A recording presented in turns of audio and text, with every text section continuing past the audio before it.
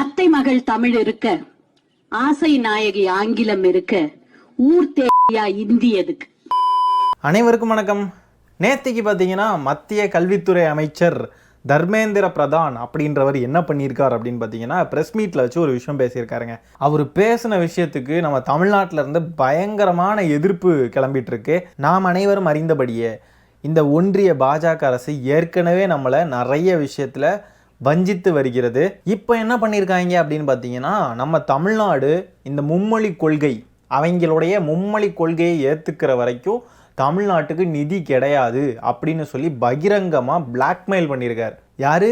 இந்த தர்மேந்திர பிரதான் அப்படின்ற மத்திய பள்ளி கல்வித்துறை அமைச்சர் மிரட்டல் விடுத்திருக்கார். அப்போ நம்ம என்ன சொல்லலாம், தமிழ்நாட்டுடைய வரி மட்டும் எதுக்கு உங்களுக்கு? தமிழ்நாடு மும்மொழி கொள்கையை ஏற்றுக்கிற வரைக்கும் தமிழ்நாட்டுக்கிட்ட இருந்து எங்களுக்கு வரியே வேண்டாம் அப்படின்னு மானஸ்தனார்னு அப்படி தானே சொல்லியிருக்கணும். அப்போ பிஜேபி சொல்கிறத கேட்கலன்னா இவங்க நமக்கு நிதி தரமாட்டாங்கன்னு சொல்ல வராங்க. அது மட்டும் இல்லாமல் இந்த மத்திய அமைச்சர் பேசுகிறப்போ என்ன சொல்கிறார், ஒரு வரி சொல்கிறார். என்னன்னு பார்த்தீங்கன்னா, they have to come to the terms of the Indian Constitution அப்படின்றார். இந்த மும்மொழி கொள்கை இந்தியன் கான்ஸ்டிடியூஷனில் இருக்கிற சட்டமா அவங்க நம்மளை வற்புறுத்துறாங்க இல்லையா, இது ரூல் ஆஃப் லா அப்படின்றார். இதுக்கு நம்மளுடைய மாண்புமிகு முதலமைச்சர் அவர்கள் என்ன சொல்லியிருக்காங்க அப்படின்னு பார்த்தீங்கன்னா, இந்திய அரசியலமைப்பு சட்டத்தில் எந்த பிரிவு மும்மொழி கொள்கையை கட்டாயமாக்குகிறது, இந்த மாதிரிலாம் பிளாக்மெயில் பண்ணிக்கிட்டு இருக்கிற இந்த தடித்தனத்தை தமிழர்கள் பொறுத்து கொள்ள மாட்டாங்க.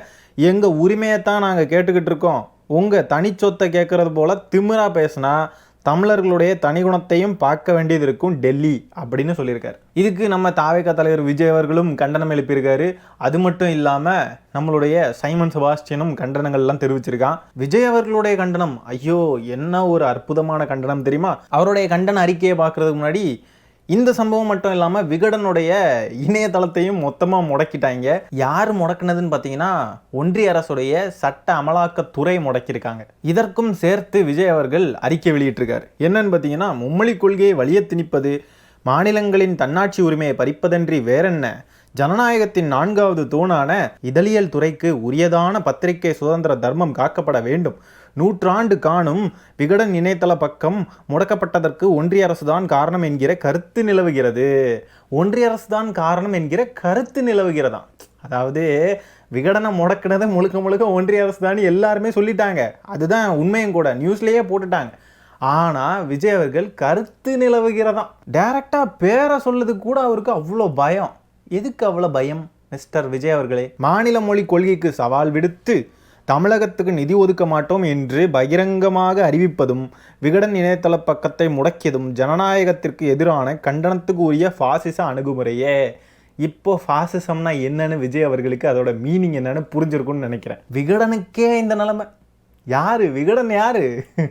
அவங்க ஆளுதான். இப்போ விகடனுக்கும் புரிஞ்சிருக்கும் பாசிசம்னா என்னன்னு, தாவேகா தலைவர் விஜய் அவர்களுக்கும் புரிஞ்சிருக்கும் பாசிசம்னா என்னன்னு. பாசிச அணுகுமுறைகளை எந்த வடிவத்தில் யார் கையில் எடுத்தாலும், அது ஒன்றிய அரசாக இருந்தாலும் மாநில அரசாக இருந்தாலும், மக்கள் பக்கம் நின்று தமிழக வெற்றி கழகம் என்னாலும் தீர்க்கமாக எதிர்க்கும் அப்படின்னு சொல்லியிருக்காரு. இப்போ இந்த சம்பவத்துக்கும் மாநில அரசுக்கும் என்ன சம்பந்தம்? பாசிசம் அப்படின்றது பிஜேபி பண்ணிக்கிட்டு இருக்கு இல்லையா. விகடனுடைய இணையதளத்தை முடக்கினது, இப்போ நமக்கு காசு தரமாட்டேன், நீங்கள் மும்மொழி கொள்கையை ஏற்றுக்கிட்டே ஆகணும்னு சொல்கிறது, இது எல்லாமே ஒன்றிய அரசு பண்ணுற பாசிசம். இதில் எதுக்கு மாநில அரசை இவர் இழுக்கணும்? மாநில அரசை ஏதாவது விஷயம் சொல்லி கண்டித்து அறிக்கை விடுறப்போலாம் ஒன்றிய அரசை இவர் தேவையில்லாமல் இழுப்பாரா? இப்போ ஒன்றிய அரசை கண்டிக்க வேண்டிய விஷயத்தில் மாநில அரசை எதுக்கு போய் இழுக்கணும்? அப்படியே சைடில் போய் கலாச்சிட்டு வந்துடலாம் இல்லை. மாநில அரசு ஒன்றும் பண்ணாது, ஒன்றிய அரசுன்னா தூக்கி போட்டு மிதிச்சு உரிச்சிருவாங்க. அதனால மாநில அரசுனா இலக்காரமாக போயிடுச்சு இல்லை. திமுக அரசுன்னு சொல்ல தெரிஞ்ச இவருக்கு பிஜேபி அரசுன்னு டைரக்டாக சொல்ல தெரியல. இதில் நேராக போய் சிஎம்மாக தான் உட்காருவாராமா. இந்த 2 பிரச்சனைக்குமே காரணமான பாஜகவுடைய பேரை கூட சொல்லலை, ஆனால் சம்மந்தமே இல்லாமல் தேவையே இல்லாமல் மாநில அரசை கொண்டு வந்து இங்கே இழுக்கிறது. இதே தான் இந்த சைமன் செபாஸ்டியனும் பண்ணுவான். எதை எதிர்க்கணுமோ அதை எதிர்க்கிறது கிடையாது, மாநில அரசை போய் கடிச்சு வச்சுட்டு வருது. அந்த விகடனுடைய இணையதளத்தை முடக்கினதுக்கு காரணம் என்னன்னு பார்த்தீங்கன்னா இதுக்கு தான், இந்த ஃபோட்டோவுக்கு தான். ஆக்சுவலாக இந்த ஃபோட்டோவில் அப்படி என்ன இருக்குன்னே தெரில. பிரதமர் மோடி அவர்களுடைய கையில் விலங்கு போட்டிருக்கு. அமெரிக்காவில் சட்டவிரோதமாக இருந்த இந்தியர்களையெல்லாம் மொத்தமாக கையில் விலங்கு போட்டு காலில் விலங்கு போட்டு இந்தியாவுக்கு திருப்பி அனுப்பிவிட்டாங்க தெரியுமா. அதை டினோட் பண்ணி இந்த மாதிரி ஒரு டிசைனை பண்ணியிருக்காங்க. சரியா? இதனால உடனே ஒன்றிய அரசு கோவம் வந்து உடனே தூக்கிட்டாங்க. இது ஜனநாயக நாடுன்னு சொல்கிறாங்க. ஆனால் இந்த மாதிரி கிரிட்டிசிசம்க்கு வந்து உரிமையே கிடையாதான். கிரிட்டிசிசம் பண்ணுறதுக்கும் அபியூஸ் பண்ணுறதுக்கும் டிஃப்ரென்ஸ் இருக்குல்ல. முதல்ல கிரிட்டிசிசமுக்கும் அபியூஸுக்கும் டிஃப்ரென்ஸ் இருக்குது. இது நிறைய பேருக்கு புரிய மாட்டேங்குது. முதல்ல அவதூறு பரப்புறதுக்கும் கருத்து சுதந்திரத்துக்கும் பெரிய வேறுபாடு இருக்குது. இதுக்கு பேர் கருத்து சுதந்திரம், இது அவதூறு கிடையாது. இது கிரிட்டிசிசம், இது அபியூஸ் கிடையாது. ஆனாலுமே கூட விகடனுடைய இணையதளத்தை மொத்தமாக முடக்கினாங்க பார்த்தீங்களா, இதுக்கு பேர் தான் ஃபாசிசம். இப்படி அரசியல் காரணங்களுக்காக இந்த ஒன்றிய பாஜக அரசு நம்ம தமிழ்நாட்டில் இருக்கிற குழந்தைங்களுடைய எதிர்காலத்தையே சூறையாடுற மாதிரி ஒரு விஷயத்த பண்ணுறாங்களே, இதை நோக்கி இங்கே இருக்கிற இந்த சங்கிகள் யாராவது கேட்டாங்களா? முழுக்க முழுக்க இங்கே இருக்கிற நம்ம திமுக அரசை மட்டும்தான் ப்ளேம் பண்ணிட்டு இருக்காங்க. இந்த மாதிரி இவங்க அடக்க பார்க்குறாங்கல்ல, இதுக்கு பேர் தான் சனாதனம், பார்ப்பனியம், ஃபாசிசம், இப்படின்னு என்ன பேர் வேணால் சொல்லலாம். இந்த சம்பவத்தை தொடர்ந்து நம்ம சரத்குமார் இருக்கார் இல்லையா, கட்சியை கலைச்சிட்டு பாஜகவில் போய் சேர்ந்த உன்னதமான ஒரு நபர், அவர் என்ன பதிவு போட்டிருக்காருன்னா, மத்திய அரசுடைய PM ஸ்ரீ பள்ளிகள் திட்டத்தில் தமிழக அரசு கையெழுத்திட்டு விட்டால் அவர்கள் தேர்ந்தெடுக்கும் பள்ளிகளில் தமிழ் நிறுத்தப்பட்டு ஆங்கிலம், ஹிந்தி, சமஸ்கிருதம் மட்டும் கற்பிப்பார்கள் என்ற ஒரு தவறான செய்தியை சபாநாயகர் திரு அப்பாவு பதிவு செய்திருப்பது ஏற்புடையது அல்ல. மும்மொழி கொள்கை என்பது அவரவர் விருப்பப்படி தேர்வு செய்து கொள்ளக்கூடியதும் தாய்மொழியை முதன்மைப்படுத்துவதும் ஆகுமா. PM ஸ்ரீ பள்ளிகளை அமைக்க ஒப்புதல் தெரிவித்து நிதியை பெற்றுக்கொண்டு பின்னர் திட்டத்தை தாமதப்படுத்தலாம் என்று எண்ணிய ஆளும் அரசின் எண்ணம் முழுமையாக நிறைவேறாததால் விரக்தியில் மக்கள் மத்தியில் தவறான செய்திகளை பதிவு செய்வது அரசியல் மாண்பு கிடையாதான். அரசியல் மாண்பு பற்றி பேசுகிறாங்க பாருங்களேன். ஒன்றும் இல்லைங்க, இந்த அண்ணா நகரில் திருமங்கலம் அப்படின்ற ஏரியா இருக்கு இல்லையா, அங்கே வந்து PM ஸ்ரீ கேந்திரியா வித்யாலயா அப்படின்னு ஒரு ஸ்கூல் இருக்குது. அந்த ஸ்கூலோட வெப்சைட்டை ஓப்பன் பண்ணுங்கள். அதில் ஒவ்வொரு பாடத்துக்கும் எத்தனை ஆசிரியர்கள் இருக்காங்க அப்படின்றத செக் பண்ணி பாருங்கள். 4 ஹிந்தி ஆசிரியர்கள் இருக்காங்க, 2 சமஸ்கிருத ஆசிரியர்கள் இருக்காங்க. ஆனால் தமிழ் ஆசிரியர் ஒருத்தர் கூட கிடையாது. இதில் சரத்குமார் என்ன சொல்கிறாரு, சபாநாயகர் அப்பாவு தெரிவித்திருக்க கருத்து வந்து சரி கிடையாதான். தமிழ் நிறுத்தப்பட்டு ஹிந்தி, ஆங்கிலம், சமஸ்கிருதம் மட்டும் கற்பிப்பார்கள்னு சொல்கிறது தவறாம். அது வந்து அரசியல் மாண்பு கிடையாதான். ஒன்றுமே இல்லாத ஹிந்திக்கெல்லாம் இதுக்கடா 4 டீச்சரு. நம்ம கல்வியில் சிறந்து விளங்குறது இந்த ஒன்றிய பாஜக அரசுக்கு பிடிக்கல. அதனால நம்மளை சீரழிக்கிறதுக்கு முயற்சி பண்ணுறாங்க. ஏதோ இவனுங்க அப்பா சம்பாதிச்ச காசை நம்ம கேட்குற மாதிரி ஒப்பாரி வைக்கிறானுங்க. நம்ம சம்பாதிச்ச, நம்ம வேர்வையை சிந்தி உழைச்சி வரி கட்டின காசில் நம்மளுடைய பங்கை கேட்டால் அதை அவங்க நினைக்கிற அவங்களுடைய ஐடியாலஜியை நம்ம ஏற்றுக்கிட்டால் மட்டும்தான் அவங்க வந்து தருவாங்களாம். இதில் போய் கேடுகட்டத்தனமாக ஒரு கேடுகட்ட அரசியல் பண்ணுறானுங்க. இதில் பாதிக்கப்படுறது பள்ளி குழந்தைகள், தமிழக பள்ளி குழந்தைகள் பாதிக்கப்படுறாங்க. இதை கூட யோசிக்காம ஒரு அரசு நிர்வாகம் இருக்கு அப்படின்னு சொன்னா இவனுங்க எப்படிப்பட்ட பாசிச மனநிலை கொண்டவனுங்களா இருப்பானுங்கன்னு பார்த்துக்கோங்க. இவங்க இப்படி பண்ண மீண்டும் மீண்டும் தேர்தலில் திமுக வெற்றி பெறதுக்கு இவங்களே வேலை பார்த்துட்டு இருக்காங்க பாஜகக்காரர்கள். பாஜகவுக்கு மீண்டும் மீண்டும் மீண்டும் மீண்டும் முட்டை தான் கிடைக்கும் தமிழ்நாட்டில் இருந்து. இப்போ இவங்க இந்த மாதிரி பண்ணுறதுனால நம்ம ஸ்டேட்டுக்கு இன்னர் லைன் பெர்மிட் போட்டு இங்கே இருக்கிற அத்தனை வடக்கணுகளையும் மொத்தமாக வெளியே அனுப்பி விட்டோன்னா, இப்போ அரசியல் காரணத்துக்காக தானே அவங்களும் பண்ணுறாங்க, அது மாதிரி நம்மளும் பண்ணி இவங்களெல்லாம் வெளியே அனுப்பி விட்டோன்னா நம்ம அந்த மாதிரி ஒரு காலமும் பண்ண போகிறதில்ல. நான் அந்த மாதிரி ஒரு பேச்சுக்கு சொல்கிறேன். பாவம் அங்கேருந்து அங்கே பொழைக்க முடியலன்னு இந்த ஊருக்கு வந்து பொழைச்சிடலாம் அப்படின்னு ஒரு நம்பிக்கையில் ஏக்கத்தில் வர்றவங்கள விரட்டி விட்டு அவங்க என்ன பண்ணுவாங்க? இவனுங்க பண்ணுற தப்புக்கு உழைச்சி சாப்பிடணும்னு நினைக்கிற மக்கள், அடிதட்டு மக்கள் என்ன பண்ணுவாங்க? பாவம். அரசியல் காரணங்களுக்காக இந்த மாதிரிலாம் பண்ணக்கூடாது, இந்த மாதிரிலாம் நம்ம விரட்டி அடிக்கக்கூடாதுன்ற அடிப்படை நாகரிகம் நமக்கு தெரிஞ்சிருக்கு. நம்ம ஒரு காலமும் பண்ண மாட்டோம்.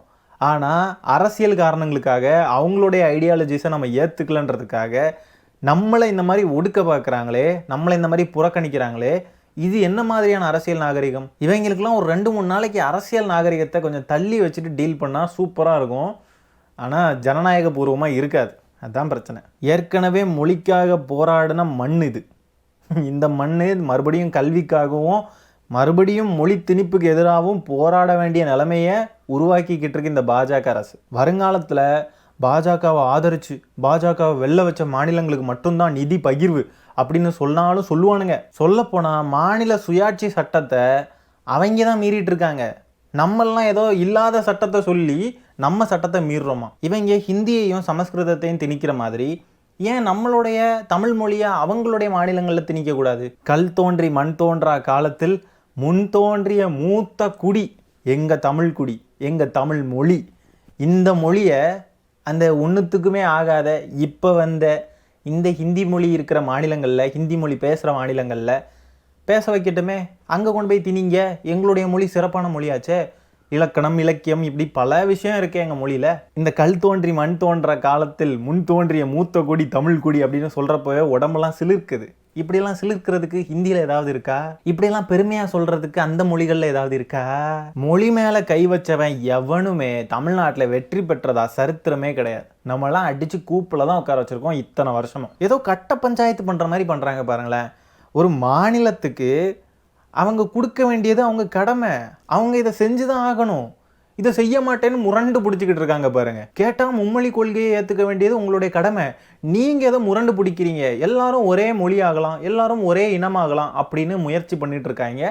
அது நடக்காது. எனக்கு ஒரு டவுட்டு, உண்மையாகவே தமிழ்நாடு இந்தியாவில் தான் இருக்கா? நம்மக்கிட்ட இருந்து வாங்க மட்டும் செய்கிறாங்க, அவங்களுடைய தேவைகளுக்கு யூஸ் பண்ணிக்கிறாங்க. நம்மக்கிட்ட இருந்து வாங்குறது மட்டும் வாங்கிக்கிட்டே இருக்காங்க, ஆனால் நம்மளுக்கு தரணும்னு சொன்னால் மட்டும் கசக்குது. ஏன்? ஒரு மாநிலம் அந்த ஒன்றிய அரசுடைய கொள்கைகளுக்கு ஒத்து வரல அப்படின்றதுக்காக அந்த மாநிலத்தை மட்டும் வஞ்சிக்கிறது சின்ன பிள்ளைத்தனமாக இருக்குது. இப்படியே போயிட்டு இருந்தா கடைசியில் நான் கோஆப்ரேஷன் மூவ்மெண்ட் 2.0க்கு வழிவகை வச்சுருவாங்க போல இருக்கு. நான் கோஆப்ரேஷன் மூவ்மெண்ட்னா டாக்ஸே பே பண்ண மாட்டோம்னு சொல்லி சென்ட்ரல் கவர்மெண்டோட ஆஃபீஸ் முன்னாடியெல்லாம் போய் உட்கார்ந்துருந்து போராட்டம் பண்ணுறது தான் நான் கோஆப்ரேஷன் மூவ்மெண்ட். இந்த சம்பவத்துக்கு நம்மளுடைய பள்ளிக்கல்வித்துறை அமைச்சர் அன்பில் மகேஷ் பொய்யாமொழி அவர்கள் என்ன சொல்லியிருக்காங்க அப்படின்னு பார்த்தீங்கன்னா, இன்னொரு மொழிப்பூரை தூண்ட வேண்டாம், மும்மொழி கொள்கை எங்களுக்கு தேவையே கிடையாது, இருமொழி கொள்கையை நாங்கள் பின்பற்றதுனால நாங்கள் எந்த விதத்தில் நாங்கள் குறைஞ்சி போயிட்டோம், இன்ஃபேக்ட் சொல்லணும்னா நாங்கள்லாம் நல்லா தான் இருக்கோம், எங்களையெல்லாம் இந்த மாதிரி மிரட்டி அடிப்பணியை வைக்க பார்க்குறீங்க. 1930களில் 1950 60களில் இருந்த மாதிரி இன்னொரு மொழிப்போரை தூண்ட வேண்டாம் அப்படின்னு சொல்லி அமைச்சர் அன்பில் மகேஷ் பொய்யாமொழி அவர்கள் கேட்டிருக்காங்க. இப்போ பேசின இந்த மத்திய அமைச்சருக்கெல்லாம் தெரியுமான்னு தெரில, தமிழனுக்கு என்று ஒரு குணம் உண்டு, இந்த அன்னை தமிழுக்காக உயிர் நீத்த நிறைய பேர் இந்த மொழிக்காக உண்டு. இந்த மாதிரி மொழிக்காக உயிர் நீத்தவங்க அவங்க மொழியிலலாம் கனவுல கூட நினச்சி பார்க்க முடியாது. இன்றைக்கி நம்மளை இந்த மாதிரி பெருமையாக பேச செய்த நம்மளுடைய மொழிக்காக உயிர் நீத்த அனைவரையும் மீண்டும் அவர்களை எல்லாம் நினைவு கூர்ந்து அவர்களை நன்றியுள்ளத்தோடு போற்றுவோம், வணங்குவோம். இப்படிலாம் பேசுகிறப்போவே நமக்கு மெய் சிலிர்க்குது. இதுதான் நம்மளுடைய மொழி உணர்வு, நம்மளுடைய இன உணர்வு. இதையெல்லாம் முறிக்க பார்க்குறாங்க இந்த பாசிச சக்திகள். சரி மக்களே, இந்த காணொலியை நான் இதோட என் பண்ணிக்கிறேன். இந்த வீடியோவில் நம்ம பேசியிருக்கிற இந்த விஷயத்தை பற்றி உங்களுடைய கருத்துக்கள் என்னன்றதை கமெண்ட்டில் பதிவு பண்ணுங்கள். வீடியோ பிடிச்சிருந்தா ஒரு லைக்கை தட்டி விட்டு 4 பேருக்கு ஷேர் பண்ணுங்கள். முக்கியமாக நம்ம சேனலை சப்ஸ்கிரைப் பண்ணி வச்சுக்கோங்க. மீண்டும் இன்னொரு காணொலியில் சீக்கிரமாக உங்களை சந்திக்கிறேன். அது வரைக்கும் டாடா பை, டேக் கேர்.